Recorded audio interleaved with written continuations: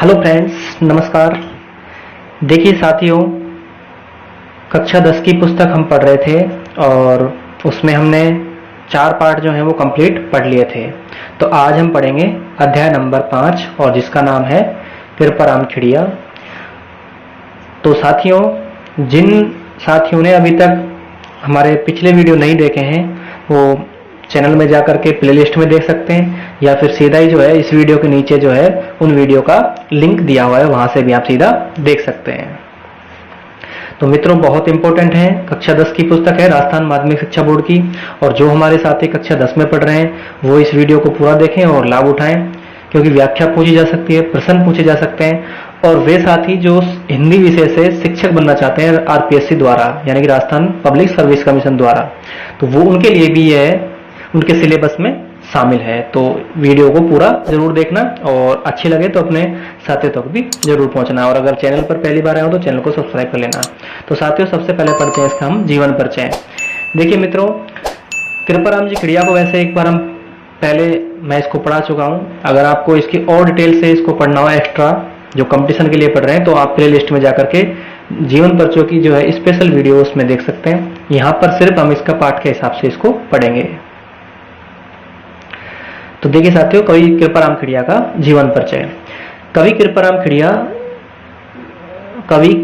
खिड़िया शाखा, सॉरी ये उल्टा लिखा हुआ इसमें, कवि कृपाराम खिड़िया चारण शाखा के कवि थे। कवि कृपाराम खिड़िया चारण शाखा के कवि थे। अब चारण क्या होते हैं? जो राजाओं की प्रशंसा में लिखते थे, ये प्रशंसा गाते थे, करते थे। इनके पिता का नाम था, तो इनके पिता का नाम क्या था? जगराम खिड़िया, जो खराड़ी गांव वर्तमान पाली जिले में के निवासी थे।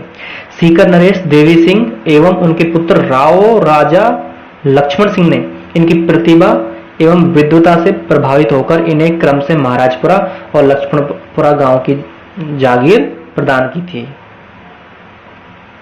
आगे देखिए साथियों, कृपाराम खिड़िया का रचनाकाल संवत 1864 विक्रम संवत के आसपास माना जाता है। इनकी रचनाओं में राजियारा सोरठा ये काव्य, चालकनिसी नाटक तथा एक अलंकार ग्रंथ के नाम गिनाए जाते हैं। इनमें से राजियारा सोरठा ही वर्तमान में उपलब्ध है, यानी कि वर्तमान में जो कौन सा उपलब्ध है इनका ग्रंथ, तो राजियारा सोरठा।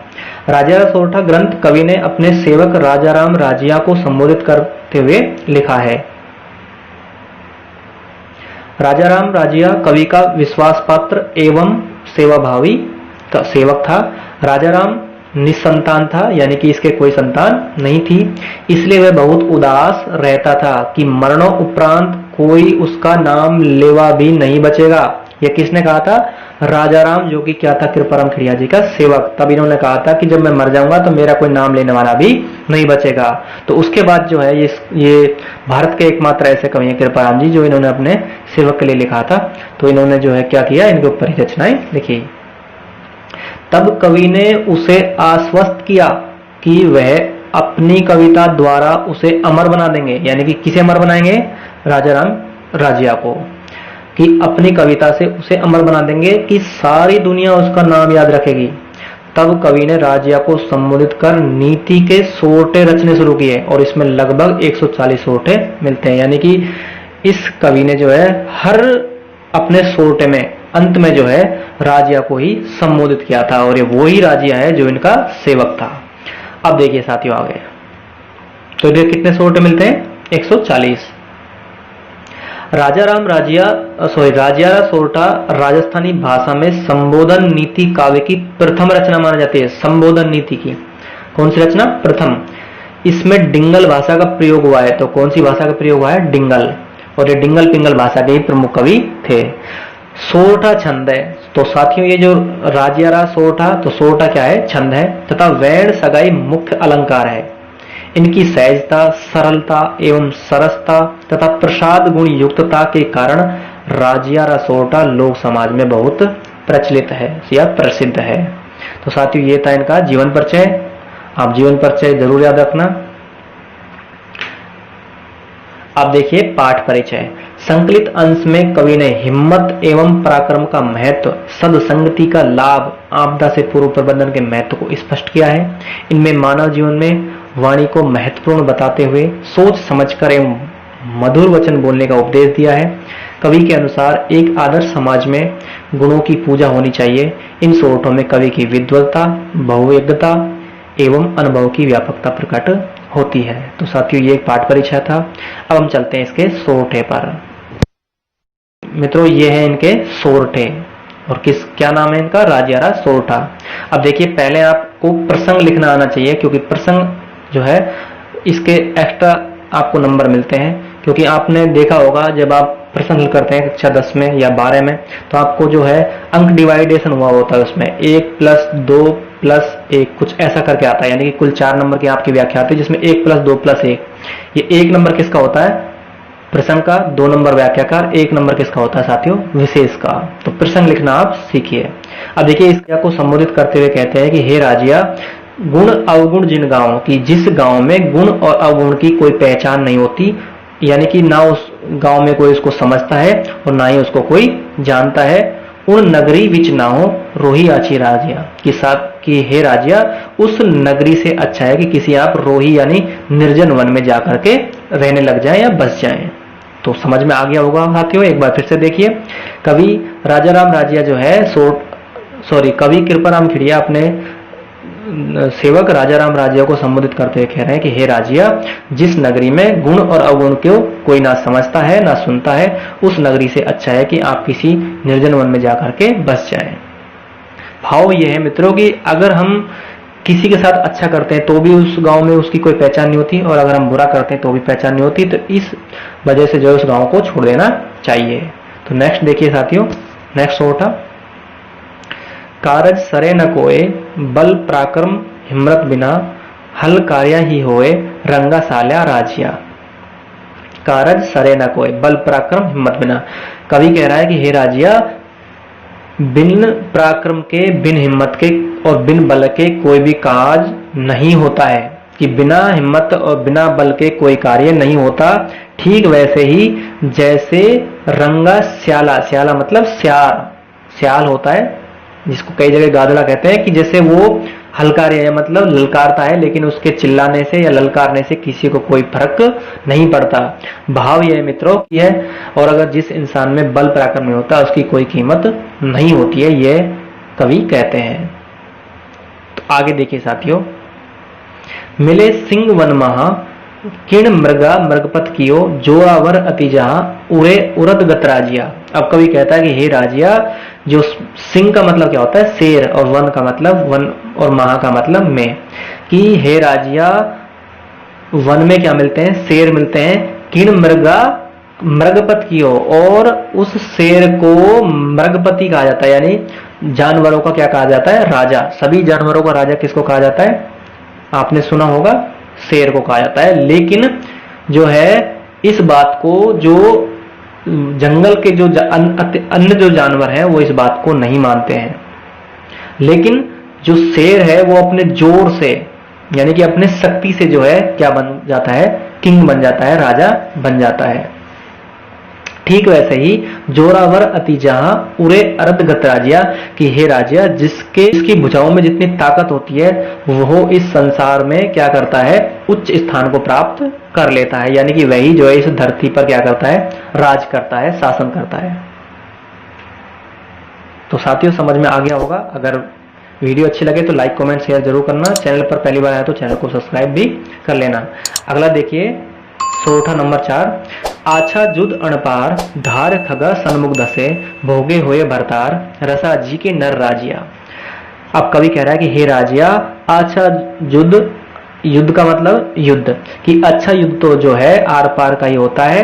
था धार खगा सन्मुख दसे, कि जब तलवारों की जो पैनी धार है वो आर पार जिनसे युद्ध किया जाता है, यानी कि युद्ध को आर या पार का करते हैं। भोगे हुए भरतार, रसा, रसा का मतलब क्या होता है? पृथ्वी, और जिनकी भुजाओं में ये ताकत होती है, और जो वीर होते हैं वही इस धरती के क्या होते हैं? इस पृथ्वी क्या होते हैं? भरतार, यानी कि वही इस पृथ्वी पर क्या करते हैं? शासन करते हैं, शासक होते हैं। तो ये जो आपको समझ में आ गया होगा। अगला देखिए साथियों, कि इन्हीं सु अवदात कहनी सोच विचार कर, बेमौसम री बात रूढ़ी लागे न राजिया। रूढ़ी का मतलब होता है साथियों अच्छा, और लगे ना, यानी कि अच्छा ना लगना। अब कवि कह रहा है कि अवदात का मतलब जो है उज्जवल बातें या अच्छी बातें है ना। कवि कह रहा है कि हे राजिया, हमें सोच विचार करके ही कहना चाहिए बातों को, कि हमें हर बात को सोच विचार करके ही कहना चाहिए, क्योंकि बिन मौसम, क्योंकि कई बार बिना वक्त की बातें हम कर जाते हैं, वो सामने वालों को अच्छा नहीं लगती, यानी कि हमारा व्यवहार जो है अच्छा नहीं लगता। कब? जब हम बिन मौसम की यानी कि बेवजह की बातें करते हैं। तो हमें कैसी बातें करनी चाहिए? अच्छी बातें कहनी चाहिए। तो नेक्स्ट देखिए साथियों, पहला किया उपाय दो दुश्मन दामे डटे। साथियों इंपॉर्टेंट है ये दोहा, ये सोटा। पहला किया उपाय दो दुश्मन आमे डटे, प्रचंड हुआ विस्वाय रोबा घाले राजिया। अब कवि राजा राम राजिया को संबोधित करते हुए कह रहे हैं कि हे राजिया, पहले किया उपाय, दव का मतलब क्या होता है? आग, दुश्मन और आमे का मतलब होता है रोग, कि हे राजिया, आग का, दुश्मन का और रोग का हमें पहले ही उपाय कर लेना चाहिए। क्यों? क्योंकि प्रचंड हुआ विस्वाय, अगर ये प्रचंड रूप ले लेते हैं, फैल जाते हैं, तो फिर रोबा घाले राजिया, फिर इनको रोकना बहुत ही मुश्किल हो जाता है। तो ये समझ में आ गया होगा और इम्पोर्टेंट है। अब साथियों 7वें नंबर का भी इम्पोर्टेंट है सोटा, कि हिम्मत कीमत होए बिन हिम्मत कीमत नहीं, करे ने आदर कोए रद्द कागज जो राजिया।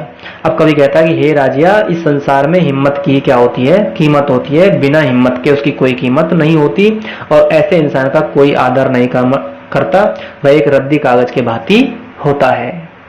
तो समझ में आ गया होगा मित्रों, बहुत सरल है ये दोहे, शॉर्ट है, सारे ही सरल है, सीधा अर्थ निकाल सकते हैं। नेक्स्ट देखिए, नेक्स्ट जो शॉर्ट है साथियों, ये यहाँ से आगे सारे इंपॉर्टेंट है, जो है ज्यादातर जो व्याख्या में पूछ जाते हैं वो यही पूछ जाते हैं। नेक्स्ट देखिए, उपजावे अनुराग कोयल मन हरकत करे, करवो लागे काग रसनारा गुण राजिया। अब कवि कहता है कि हे राजिया, हमें प्रेम और अनुराग भरा हुआ ही व्यवहार करना चाहिए, हमारी जो वाणी है वो प्रेम और अनुराग पूर्वक भरी हुई होनी चाहिए। ठीक वैसे जैसे कोयल मन हरकत करे, जैसे कोयल जब बोलती है तो हमारे मन को क्या कर लेती है? वो हर लेती है, चुरा लेती है, हमारे मन को जीत लेती है। कड़वो लागे काग, लेकिन जब कोयल के जैसा ही एक दूसरा पक्षी, कौन? कौवा, कि जब कौवा बोलता है तो वो उसकी जो बोली है वो हमें, हमारे मन को नहीं भाती, हमें अच्छी नहीं लगती। ये किसका फर्क है? रसना। रसना का अर्थ क्या होता है? जीव। कि यह जो है ये वाणी का अंतर है, फर्क है। तो ये समझ में आ गया होगा, एक बार फिर से समझिए इसको, इंपॉर्टेंट है। कवि कहता है कि हे राजिया, हमें प्रेम और अनुराग भरा हुआ बातें ही हमेशा करनी चाहिए। ठीक वैसे ही जैसे कोयल जब बोलती है तो सबके मन को हर लेती है, और जब कौवा बोलता है तो उसकी बोली हमें अच्छी नहीं लगती। यह किसका अंतर है? रसना का, यानी कि जीव का, यानी कि वाणी का अंतर है। तो हमें अच्छी वाणी ही बोलनी चाहिए। नेक्स्ट देखिए साथियों, बहुत ज्यादा इंपॉर्टेंट है, दूध नीर मिल दोए एक जैसी आकृति होए। दूध नीर मिल दोए हेक जैसी आकृति होए, करे न न्यारो कोए राजहंस बिन राजिया। साथियों बहुत अच्छा है, बहुत अच्छा। आपको एक इंपॉर्टेंट, ये आपको जीवन में सीख देने वाला उदाहरण है। देखिए कवि कह रहा है कि हे राजिया, जब दूध में नीर का मतलब होता है जल यानी पानी, कि जब दूध में हम जल मिला देते हैं पानी, तो हेग का मतलब एक, आकृति मतलब आकृति हो जाती है, कि जब दूध में हम पानी मिला देते हैं तो दूध और पानी का मिश्रण बनके एक जैसा हो जाता है, यानी कि फिर हम उसको पहचान नहीं सकते कि कहाँ इसमें दूध है कहाँ इसमें पानी। करे न न्यारो कोई, और इसको कोई भी फिर अलग नहीं कर सकता। आप सोचिए कि आप दूध में एक बार पानी मिला दीजिए, क्या आप वापस दूध में से पानी निकाल सकते हैं? नहीं निकाल सकते। लेकिन राजहंस बिन राजिया, अब कवि कह रहा है कि हे राजिया, उस दूध को कोई अलग नहीं कर सकता सिवाय किसके? राजहंस के। यानी कि राजहंस एक पक्षी होता है जो क्या करता है? दूध में से जो जल है उसको अलग कर देता है, पानी को। क्यों? क्योंकि वह दूध को पी जाता है, पानी को छोड़ देता है। तो साथियों ये बहुत अच्छा उदाहरण है। नेक्स्ट देखिए, नेक्स्ट है मलिया गिर मंझार हर को तर चन्ना हुए, संगत लिए सुधार रूखा ही ने राजिया। साथियों इंपॉर्टेंट है, बस इतना याद रखना। मलियागिरी मतलब पर्वत है, मंझार का मतलब होता है बीच में। कई बार कहा जाता है ना, बीच मझदार में मुझे छोड़ गए। मझदार मतलब यहां पर मंझार लिखा है, राजस्थानी भाषा है, ये ध्यान रखना। देखिए मित्रों, अब कवि कहता है कि हे राजिया, कि जैसे मलयागिरी जो पर्वत है इसके मध्य में क्या उगे हुए हैं? चंदन के पौधे, चंदन के पेड़, कि चंदन के जो वृक्ष हैं वो मलयागिरी पर्वत पर लगे हुए हैं, लेकिन उन्हीं वृक्षों के बीच में जो है और वृक्ष भी लगे हुए हैं। और वृक्ष भी हैं। तो चंदन के बीच वृक्षों के बीच में जो और वृक्ष हैं, उन्होंने क्या किया, चंदनों के वृक्ष से जो है अपनी संगति में सुधार कर लिया। कहने का भाव यह है कि जब चंदन का जो वृक्ष है वो बहुत खुशबू वाला होता है, बहुत अच्छा होता है, तो उसकी संगत से जो अन्य वृक्ष हैं वो उन्होंने भी अपने आप को जो है बदल लिया है। तो इसका भाव हम लोगों के लिए ये है मित्रों कि जब हम जैसी संगति में रहते हैं हमारे ऊपर उसका प्रभाव पड़ता है। ठीक वैसे जैसे चंदन के वृक्षों ने जो है दूसरे चंदनों जो वृक्ष है उन्होंने भी उससे जो है अपनी संगति में बदलाव कर लिया था। तो ये इसका अर्थ है। नेक्स्ट देखिए साथियों, पाटा पीड़ उपाय तन लागत तरवारिया और वह जीव राघाव रतीन औकदरा दिया। साथियों बहुत अच्छा लिखा है। अब कवि कृपाराम जी जो है अपने सेवक राजा राम राजिया को संबोधित करते हुए कह रहे हैं कि हे राजिया, पाटा पीड़ उपाय तन लागत तरवारिया, तन का मतलब शरीर, कि इस शरीर पर तलवारिया मतलब तलवार का घाव जो है वो भर जाता है। कि तलवार से लगे घाव तो साथी जो राजिया है उनको कह रहे हैं कि हे राजिया, तलवार का घाव तो भर जाता है परंतु वह जीबरा घाव औखद राजिया, औखद का मतलब औषधि, कि हे राजिया लेकिन जो जीव का जो घाव है, जो बोली का जो घाव है, उसका घाव कभी नहीं बढ़ता, उसकी कोई औषधि नहीं है। तो हमें अच्छी वाणी बोलनी चाहिए। ऐसी वाणी बोलिए मन का आपा खोए और अन्न को शीतल करे आपो शीतल होए, कबीरदास जी ने कहा था ये। तो यही बात जो है कृपाराम जी कह रहे हैं कि हे राजिया, हमें अच्छी वाणी बोलनी चाहिए जिससे दूसरे को मन को जो है सुखद अच्छा लगे, उनको सुन करके उनके मन को सुखद महसूस हो, ऐसी वाली बोलनी चाहिए। क्योंकि जो है पीटने का घाव भर जाता है, तलवार का घाव भर जाता है, लेकिन बोली का घाव नहीं भरता। नेक्स्ट देखिए साथियों, मूसा ने मंजार हितकर बेटा है कण सह जाने संसार रस ने रहसी राजिया। अब कवि कह रहा है कि हे राजिया, मूसा, मूसा का मतलब क्या होता है, चूहा, मंजार का मतलब बिल्ली, हेकड़ का मतलब है मित्रता। अब कवि कह रहा है कि हे राजिया, सारा संसार जानता है, यहां से सुनिए इसका अर्थ। कवि कह रहा है कि हे राजिया, सारा संसार जानता है कि जो बिल्ली और चूहा है, मूसा है, उसकी कभी मित्रता नहीं हो सकती। क्यों? क्योंकि ये जन्मजात शत्रु हैं। समझ में बात आ रही है कि ये जन्मजात शत्रु हैं, इनकी कभी मित्रता नहीं हो सकती। लेकिन चूहे ने क्या किया, गलती से जो है बिल्ली को अगर अपना क्या मान लिया, हितकारी, अगर ये इसको हितकारी समझ लेता है तो इसका मतलब क्या है, रस ने रहसी राजिया। जिस दिन इसको क्या आ गया गुस्सा, किसको, बिल्ली को, उस दिन इसका अंत निश्चित है। कहने का भाव यह है मित्रों कि अगर जो हमारा जन्मदार शत्रु होता है उससे हमें कभी भी मित्रता नहीं करनी चाहिए, ये कवि कहते हैं इस बात को। तो इसका अर्थ भी आपको समझ में आ गया होगा। नेक्स्ट देखिए साथियों, 13वें नंबर का, खल गुल अण खुंताए एक भाव कर आदरे ते नगरी हुंताए रोही आछी राछा। अब कवि कहता है कि हे राजिया, खल गुण अण खुंता है, कि जिस नगर में खल का, गुण का और भूसे का एक जैसा क्या हो, भाव हो, यानी कि एक जैसा मूल्य हो, उस नगरी को तुरंत छोड़ देना चाहिए, उस नगरी में नहीं रहना चाहिए। क्योंकि उस नगरी से रहना है कि आप किसी निर्जन वन में जाकर के रहें, किसी निर्जन जंगल में चले जाएं, बस जाएं। तो समझ में आ गया होगा मित्रों आपको कि जिस नगर में खल का, गुल का, यानी कि खड़, गुड़ और भूसे का एक समान मूल्य हो, उस नगर में हमें नहीं रहना चाहिए। उससे अच्छा है कि हम किसी निर्जन वन में जाकर के रहें। तो नेक्स्ट देखिए साथियों, 14 नंबर का है, घन घन सांबल घाये न फूटे पहाड़ निवड़ जड़ कोमल बिद जाए, जड़ कोमल बिद जाए राय पड़े जदरा दिया। बहुत अच्छा है साथियों, सीखने लायक है हमने। अब कवि जो है राजा राम राजिया को संबोधित करते हुए कह रहे हैं कि हे राजिया, घन घन संबल घाये न टूटे पहाड़ निवड़, कि साथियों पहाड़ पर आप कितने ही साबल मार लीजिए, सब्बल होता है एक लोहे का हथियार, आप बड़े से बड़ा हथियार मार लीजिए, लेकिन वो क्या है, न फूटे, वो टूटता नहीं है। क्यों? क्योंकि वो एक है। जड़ कोमल बिद जाए राय पड़े जबरा दिया। लेकिन अब कवि कह रहा है कि जब उसी पहाड़ में दरार पड़ जाती है तो वो जड़ में से भी उखड़ जाता है, गिर जाता है, यानी कि टूट जाता है। तो हम लोगों के लिए शिक्षा ये दे रहे हैं कि हमें जो है एक जो है यूनिटी में रहना चाहिए, संगठन में रहना चाहिए। क्योंकि जब हम अलग अलग हो जाते हैं तो हमारी जो नींव कमजोर हो जाती है। ठीक वैसे जैसे बड़े से बड़ा पहाड़ में जब दरार पड़ जाती है तो वह भी आसानी से टूट जाता है। तो साथियों समझ में आ गया होगा। नेक्स्ट देखिए 15 नंबर का, पै मीठा कर पाक जो इमरत सींचिए उर कड़वाई आंख रंच ने मुके राजिया। साथियों इसको समझिए, पाक क्या होता है? कड़वा आंकड़ा समझ लीजिए, इसको कड़वा पौधा होता है। अब कवि कह रहा है कि हे राजिया, जिस तरह से कड़वे पौधे पाक को जो है आप कितने मीठे में पका लीजिए इसको, और ऊपर से इसके इमरत लगा दीजिए, लेकिन उर कड़वाई, लेकिन इसके उर का मतलब हृदय भी होता है मित्रों, लेकिन उसके अंदर की जो कड़वाई है वो कभी भी नहीं जाती है, वो कड़वा ही रहता है, आप चाहे कितना ही प्रयास कर लीजिए। कहने का भाव यह है कि जिस इंसान को किसी दूसरे इंसान से ईर्ष्या है, नफरत है, द्वेष है, उसको आप कितना ही समझा लो वो उसके प्रति वही व्यवहार करेगा, उसकी जो अंदर की सोच है वो बदली नहीं जा सकती, क्योंकि उसके अंदर ही क्या है? कड़वापन भरा हुआ है। तो समझ में आ गया होगा मित्रों। ये सारे जो है हमारे जीवन पर खरे उतरने वाले सोटे हैं, बहुत अच्छे लिखे हैं कृपाराम जी ने, राजस्थानी भाषा में लिखे हैं। तो समझ में आ गया होगा। 15 को एक बार फिर से देख लीजिए।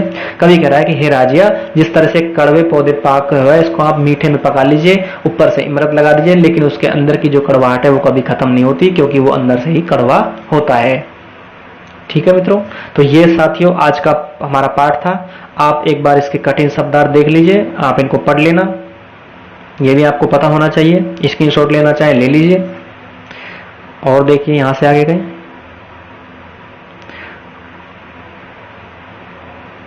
अब साथियों इसके प्रश्न जो है आप कर लेना आराम से सॉल्यूशन। देखिए पहला क्वेश्चन बड़ा अच्छा है, राजिया का मूल नाम क्या था? बार बार मैंने अभी उल्लेख किया था, राजिया का मूल नाम क्या था? राजा राम राजिया। दूध व जल की मिलावट को कौन अलग कर सकता है? तो साथियों कौवा भी नहीं कर सकता, कोयल नहीं कर सकती, तोता नहीं, तो राजहंस क्या करता है? हमने अभी पढ़ा था। बाकी देखिए कितने अच्छे क्वेश्चन है, सारे क्वेश्चन आपने अगर व्याख्या अच्छे से सुन ली होगी तो सारे क्वेश्चन आप वैसे ही कर सकते हैं, पढ़ने की जरूरत नहीं है एक्स्ट्रा। कवि के अनुसार किसके अभाव में कोई कार्य सिद्ध नहीं हो सकता? साथियों अभी पढ़ा है। दूध नीर के जल को कौन अलग कर सकता है? कवि के अनुसार किन किन का उपयोग पहले ही करने चाहिए। चंदन के वृक्ष बहुतायत में कहाँ पाए जाते हैं? अभी पढ़ा था। किसके घाव कभी नहीं बोरते? तो साथियों ये देखिए, और ये इसकी क्या है व्याख्या, दूध नीर मिल दो एक जैसे या करते हुए गणगण। तो इन सबको जो आप साथियों देख लेना। अब हम मिलेंगे नेक्स्ट पार्ट में। आपसे एक विनम्र रिक्वेस्ट है साथियों, अगर चैनल को आपने अभी तक सब्सक्राइब नहीं किया है तो चैनल को सब्सक्राइब कर लेना, क्योंकि यहाँ पर इसी तरह की वीडियो आपको मिलती रहेंगी और बहुत अच्छे तरीके से आपको समझाने की कोशिश की जाएगी। अगर फिर भी आपको किसी तरह की कमी लगती है तो आप कमेंट कर सकते हैं। अच्छी लगे तो कमेंट जरूर करना, लाइक करना, शेयर करना, और अपने चैनल को भी सब्सक्राइब कर लेना, बेल आइकन को प्रेस कर देना। अब हम मिलेंगे नेक्स्ट वीडियो में, तब तक के लिए नमस्कार।